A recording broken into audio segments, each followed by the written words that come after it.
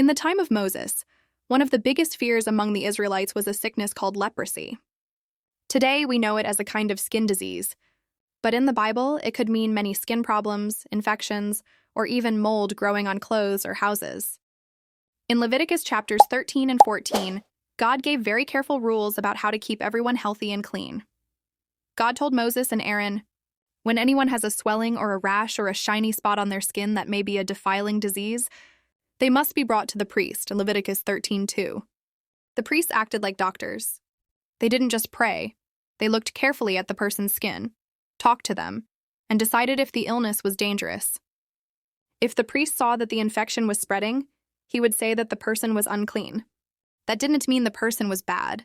It just meant they were sick and had to stay apart for a while so no one else would get sick. The person would live outside the camp until they got better and could be declared clean again, Leviticus 13:45-46. The priest would check again after 7 days.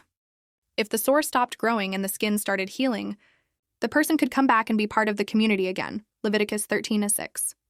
This was one of God's early ways of preventing the spread of infection, something health workers still do today. When someone was healed, they didn't just go home right away.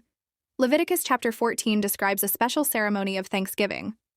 The priest would take 2 birds. One was offered as a sacrifice, and the other was set free into the open fields, Leviticus 14:4-7. It was a beautiful picture of healing and freedom, showing that God forgives and restores.